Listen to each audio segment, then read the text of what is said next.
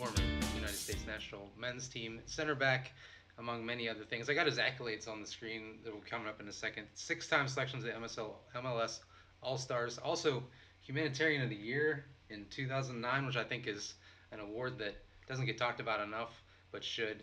So, please welcome in Jimmy Conrad. Thanks, Am Jimmy. I? No problem. My pleasure.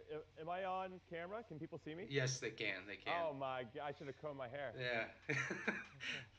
Thanks a lot for doing this. I very much appreciate it. No problem. My pleasure. I know you got to run soon, so we'll run through some real quick Yeah, things. yeah, yeah. But I do have a Liverpool fan in the audience right now, and he needs to know if Liverpool's going to pull out this championship in the Premier League. I'm going to say yes. I think that they're putting most of their focus on winning the Champions League this year, or excuse me, on the league. Hmm. If they do well in the Champions League, I think it's a bonus, but I think they're more concerned about that. On the other side of it, their main competitor, Manchester City, is a team that won the league in record fashion last year. So I think their interest is more in winning the Champions League. Hmm. And I think that'll be to Liverpool's benefit. So it might get a little tight. He might have a squeaky bum for a while, but I think at the end of the day, Liverpool is going to end up pulling it out. Yeah, very, very good. Thanks a lot. Well, you're involved in a lot of different stuff. I know you work for BN Sports. You did some AT&T stuff. I don't know if you're still involved with them as a Mhm.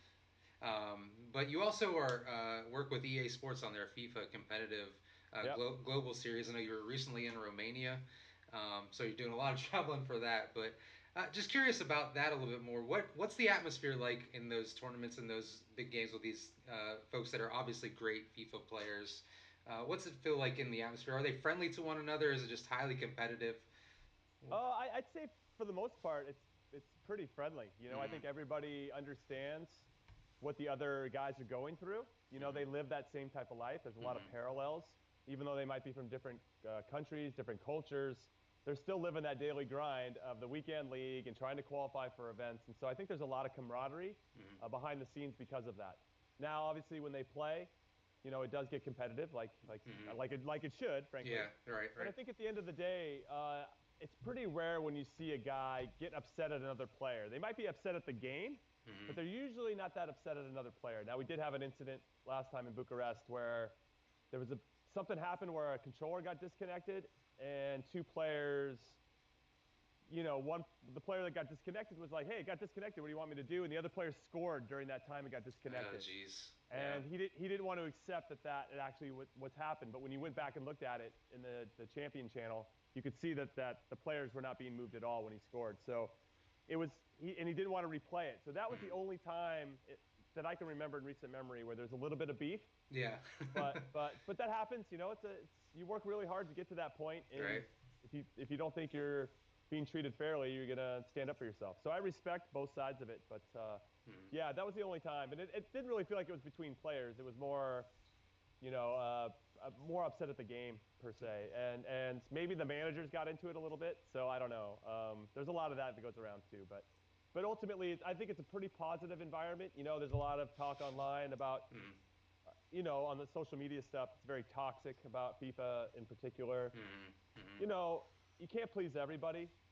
I think if people are winning, they're okay with the game, and if they're losing, it's the worst game ever made. And it's trying to find that middle ground where, I think what people need to understand, and this is me working with EA for Mm-hmm. 3 years now, Yeah. is that they're working really hard to create the best possible game.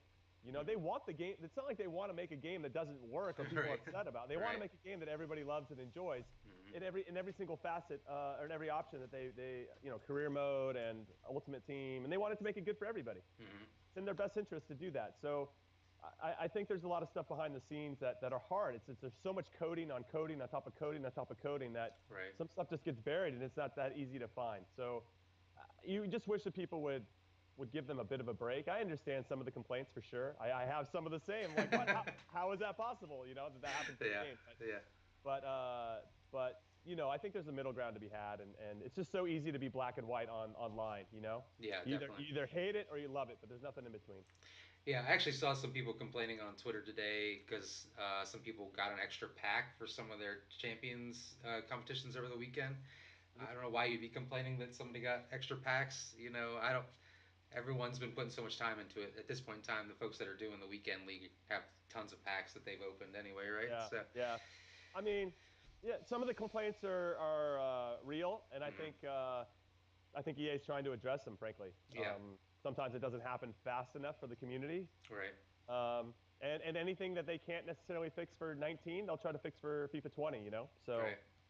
it's all good. Everybody's trying to do the right thing, and I think as long as that's at the core, then everybody should just kind of relax a bit. But I understand. I understand why people get upset too, because they're spending money and spending a lot of their time, and that deserves respect as well. Right. Just so everyone knows, Jimmy just recently started his own Twitch channel as well. I'm gonna put that link in the chat there so you can go follow that. And I know he's trying to do Monday, Wednesday, Fridays Yeah, around 10 a.m. Pacific. I believe is the scheduled time. yeah. It's. Thank you. I appreciate the shout. It's like a bit of a variety show. I'll Mm-hmm. have gaming, of course. Can't go on Twitch and not do some gaming. So Yeah. I'll have that. But I also want to kind of explore doing segments, doing bits, having Mm-hmm. fun, doing interviews like you're doing with me now, Yeah. and kind of opening up Twitch to, or a Twitch channel to, a certain type of content that might not be necessarily related to Twitch in the past, but maybe moving forward. Yeah, definitely. Recently interviewed Eric Winaldo on his channel, which was a really good interview too. Eric Winaldo is always a good interview, but Oh, amazing, amazing. yeah. So, all right, switching topics a little bit. Sure. So the January camp for the United States Men's National Team just finished up. It's been called Camp Cupcake for years, but you've had folks that they got two wins. First with their first caps, some of their first goals for the team. Hmm. Nick Lima was pretty impressive. Aaron Long was named captain. What of all of this do you take away from the January camp moving forward? Because obviously they're still trying to get away from not qualifying for the World Cup. Of course, and that will linger for many years. Mm-hmm. My first impulse is to respond to the title of Yeah. Camp Cupcake. Right. I do take exception to that term Right.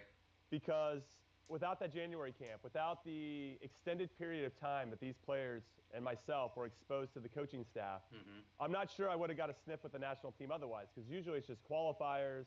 You're in 2 days before a game. You're not going to really prove yourself over 2 days. Like the coaches Right. know who they're going to play. Mm-hmm. You might get a friendly here and there, but this camp is very valuable, and it was valuable for me. Mm-hmm. And it allowed me to earn the trust of the coaching staff in a way that I wouldn't have been able to do otherwise. Right. And I think conversely, it allows the coaching staff to get to know these players in a way they wouldn't get to know them otherwise. And you figure out which players you can trust, Mm-hmm. who you can rely on, and who can help kind of fill the gaps between and potentially surprise you. And you wouldn't have had those revelations without the opportunity to see them over 3 or 4 weeks. So people call it Camp Cupcake, but it's such a huge advantage that we have over every other country in the world that we have this every year, Mm-hmm. that our coaching staff doesn't need to scout these players. He can bring all of them in for 3 weeks and evaluate them in front of his own eyes. He doesn't have to Right. trust anybody else's judgment. Right. So the fact that that derogatory term for me Yeah. gets used to cover is so, I obviously am it hurts. Yeah. And it's just such a blanket bullshit statement. Sure, the Mm-hmm. games we play, aren't the best competition, and sure, it's not our AA guys. Some of them are in Mm-hmm. there, but not all of them. Yeah. It shouldn't take away from the fact that these guys have busted their ass to have a sniff, to realize their dream of getting a look in the national team, and to Mm-hmm. be so just cast aside like they don't matter. Mm-hmm. Is pretty unbelievable, that term is still out there and is used as readily as it is. Now, Yeah. that's my 2 cents on that. Now, moving forward, Yeah. uh, the players that I thought took advantage of that, Aaron Long, obviously, wearing the captain's armband is a huge responsibility, and I Mm-hmm. thought he did very well. Walker Zimmerman did well too. Nick Mm-hmm. Lima, I thought, the left back position, Lovitz, I think he's somebody that is now on the radar, but I don't know if he did anything to like take those big steps. Who else did I think played really well? Um, Christian Roldan, the guys that came off the bench, Sebastian Lletget, Mm-hmm. those guys I thought really made a difference. And I mean, everybody, there wasn't really anybody that I thought hurt themselves, you know? Yeah. This is a good opportunity for all these guys. But yeah, Nick Lima probably the guy that stands out the most. And I think it's because he adapted to the tactics that Berhalter's putting in place. So, two shutouts, 2 games. A couple good goals. You know, we scored in a variety of different ways. We were scored some late goals. Some guys off the bench made a difference. Hmm. And really, my biggest takeaway is that there seems to be a nice spirit about the team, Yeah. and that everybody's working together and they're all on the same page. Now, whether it's executed well is something completely different. But Right. the fact that they're all trying to do, they're all like thinking the same thing is so refreshing because we haven't had that in the last year. Yeah. Obviously from a far away standpoint, it felt like just even on social media, you could gather that this group of guys was gelling and enjoyed being around each other. At least that's what I could got from it anyway. Yeah, yeah.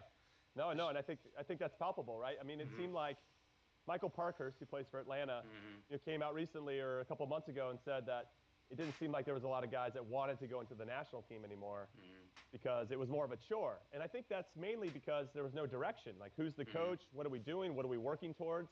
Obviously, you have that we want to qualify for the World Cup and all that. I mean, those are obvious big objectives that everybody knows. But how are we going to do it? How are we going to get there? So now that there's a coach, you can sense there's a little bit more enthusiasm and spirit because there's a vision and there's whether you agree with the vision or not, it's still yet to be seen. But at least there's a plan in place. Right. So I'm excited. Now, I was in one of your streams a couple weeks ago, and you were talking about you think one of the things that the United States soccer in general can do better is scouting. Hmm. Um, if I know you said like you mentioned to somebody that asked the question, maybe get involved with the local team or what have you, and show them that you can help out. How do First of all, if you could maybe just reiterate what your thoughts are on the current state of scouting for the United States soccer, and then two, how would somebody, if they were interested in it, go about helping out in that realm? Yeah, so I'll start with the second part first Yeah. because if you want to get involved with being a scout, you somehow have to prove that you have a decent eye of Mm-hmm. identifying talent. And the best way to do that is you got to go to a club at any level in this country, right? Whether it's USL League One that's starting the season, or the league that I'm going to be helping out with, USL Mm-hmm. League Two, Mm-hmm. or MLS, and you have to earn that trust. You have to go up to a coach from that organization or somebody that works within the organization and say, hey, I've got a special player here. And I know you have to take into consideration, these guys hear that a lot. And you have to figure out a way to be like, hey, I'll pay for this guy to come out. I'll make sure he gets the training. And you can just give him a day. Mm-hmm. Give him a look, and just see what they say, and you start there. And if that player turns out to be somebody good, then you probably earned yourself a scouting position because then they can trust your eye that you know what talent looks like and you know how to identify what they might be looking for in particular. So I do know that there's a lot of college coaches that moonlight as scouts in this country because obviously the college season's pretty short. So, Mm-hmm. Mm-hmm. and they're in the grassroots. They're looking for players for their own colleges, and that helps them really become a seamless fit for MLS clubs to say, hey, here's a little stipend, here's some per diem. Why don't you go down to this tournament and look for some players for us? So I know that happens a lot. Mm-hmm. But yeah, so you could go tap in college coaches as well, maybe your local college, and they might have a better idea. But it's the way the world works. It's a connection game. So the more Mm-hmm. connections you can make, the better. But yeah, Yeah. but you have to walk up with you have to find a player and then walk up with that player. That's your best way to walk through any door Yeah. if you want to be a scout. Yeah. Now, secondly, and this is the first part of your question. Mm-hmm. The problem with our country, or one of the problems that I have identified, is that we are in a situation where we try to win at all costs. And because we're paying so much money for coaches to coach, and because the parents are doing that, and there's a lot of pressure on that coach to win, he has no reward for passing on a player that might be better than the rest of his team, and that player needs to go to a different team, Mm-hmm. right? Because we could argue we already have all the scouts in position. They're coaching youth teams, Mm-hmm. but Mm-hmm. they have no added incentive to if they have let's say they have somewhat like a Messi on their team who's just Yeah. head and shoulders above everybody else. Right. Well, they're going to keep him on that team because he needs to validate why he's being paid all that money because he needs to win, Mm-hmm. right? And then that's going to give him his next job and whatever. But what we need him to do is pass that player on to somebody else so that player can actually get better and be fostered in an environment that's going to challenge him. Because if you see the cream of the crop, he's not going to be challenged. Well, he will in small moments, but not overall and not as consistently as we need him to, so Mm-hmm. they can keep taking those big steps in development. And that's part of the problem, is that we're not moving players along. We're not sharing anybody. It's all about, no, no, no, I know more than you, or no, no, these are my players. Mm-hmm. And that actually works against the development of players themselves. So we're actually not thinking about players. We're thinking about money first. We're thinking about our own little fiefdoms that we're trying to protect and our reputations. Yeah. And what hurts overall is everything else, the infrastructure. But this goes back to some solidarity payments, right? Because Right. if you develop a player anywhere else in the world, if there's a transfer fee and he moves on, then that youth club that developed him gets Right. 5% of any transfers. Mm-hmm. Well, there's a big case going on here in the States for people that are unaware that Seattle, Starfire in Seattle helped develop DeAndre Yedlin, and they were due, based on the FIFA rules, that they should get a cut of that when he got sold to Spurs. Right. Well, MLS and US Soccer said they're not going to pay them. Mm-hmm. And for me, that sends whether there was maybe, even though Spurs came back and said, listen, DeAndre Yedlin, somebody paid for DeAndre Yedlin to be at your club. So theoretically, you got paid, right? And that's Right. fine. So if you want to get to that base level and get into the legalities of that, I understand where Spurs and MLS and US Soccer are coming from that standpoint. But the message that it sends is absolutely terrible because Yeah. why if you're not going to reward the teams that are helping develop the players in this country, then why are they ever going to pass them on to you? Why would they would just be like, well, we'll go sell them to Europe where we'll actually get treated fairly and actually get a percentage of this transfer fee as opposed to helping develop the teams and that are happening here. So Right. it's a big conversation, man, and I hope that changes in the future. I know that MLS has kind of walked back a little bit of their stance on that, Right. Yeah. but yeah, it's so a lot of it lends itself to that. And you yourself are getting involved a little bit locally. I believe you are also now technical director and associate head coach of the San Francisco Glens, That's right. which is that's a very large area for soccer development in the San Francisco Bay Area. Um, do you see your role with them impacting your overall concerns with what you just talked about? Do you think you will have a role in helping the scouting, developing, and Sure. understanding? Yeah. First off, up the Glens. Really excited about that. Yeah. For everybody that's unaware, it's the fourth division in this country. It's an extension of the college season, so we use a lot of college players. It's a 2.5-month season, and it's 15 games, and it just kind of, in some ways, it's a nice stepping stone, right? It allows us to identify some kids. They're under some pressure in some games, and then we can either pass them on or we send them back to their colleges, hopefully a little bit better than when they got there. And that's really it. So one of my goals is to help to continue to develop the culture that's already in place with the Glens. I think they're doing special things I wouldn't have joined otherwise. And I feel like I can just enhance the experience, given the experiences that I've had, to help kind of pass on the wisdom that I think can help these players get even better. So that's starting there. So I'm really just focused on the fourth division team. But I also sprinkle into the youth academy is different ideas about how to develop players and just be someone that's going to help, another set of eyes. We kind of see it as a club that the more people we have that care about the development of players, not only as players but as human beings, that's only a good thing. Right. So we're trying to add on as many of those types of people as possible. I fit that bill, and there's a lot of things that I'd like to implement. One in particular is, if you get to the U18s or whatever, then I think you should have to go back and coach with the U10s. You have to spend some time to learn what it means to actually communicate as a coach. Because I think if you learn how to communicate as a coach and you're trying to instruct, you start to learn that, oh, wow, when I'm being coached, the coach isn't actually, it's not a personal attack on me.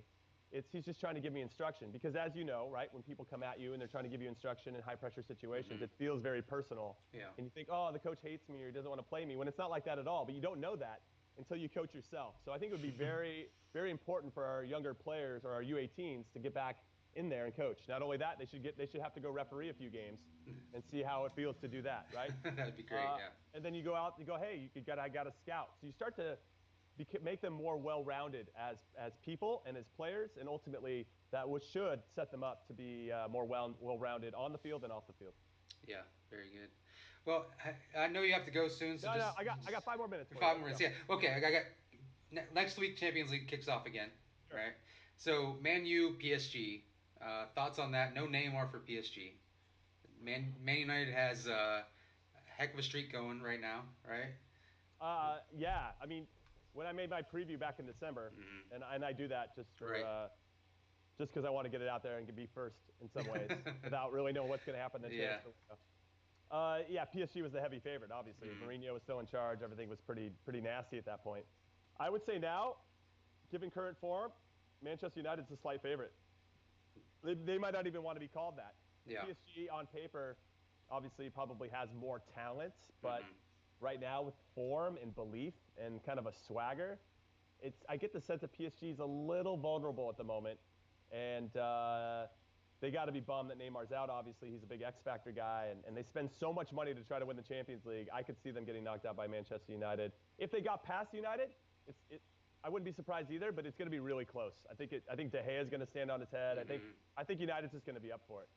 And, Yeah. and we and we can argue this, that Ole Gunnar Solskjaer has to know that if he wins this matchup, he probably will get the job. I mean, Right. if he wins this matchup, and gets them to the quarterfinals, and finishes in the top four, which I expect, Mm-hmm. I think he'll get the job.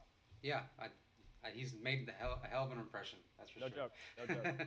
uh, Briefly, also Tottenham versus Dortmund next week. Tottenham without Harry Kane. I Christian think I Pulisic think looks back too, though. I think over one leg, I'd probably go Spurs, but Mm-hmm. over two, Mm-hmm. I feel like Dortmund's got him. Yeah. Yeah, And I just think they can wear him down a little bit. Yeah. and Pulisic scored today in the DFB Pokal. Pokal. Yes.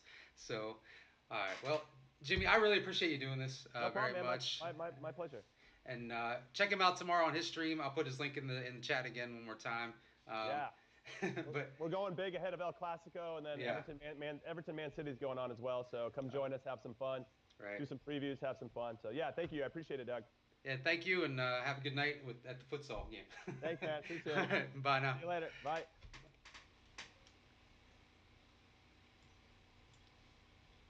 All right, folks. Hope you enjoyed the interview. He had to go. A very important family matter. But I really appreciate him doing that for me today. I will say that part of the reason why he was one of the first people I reached out to really is because his answers are always very candid. Thank you, Mom. His answers are always very candid. He doesn't really hold back necessarily what he thinks. I think I've been following him for a while now. He worked for Kick TV, which was an extension of MLS. And I think as he's grown into different roles, his real thoughts have come out and it's just been great. The offense, I guess he took to the term Cam Cupcake. I completely understand why he did that. He ended up starting in the World Cup at center back, and as you saw on the screen, he also scored a goal and captained the United States men's national team um, on February 7th of 2007, I believe, which was part of the same camp that he was referring to. So, it's an important time for him, for sure. So I appreciate him doing that very much.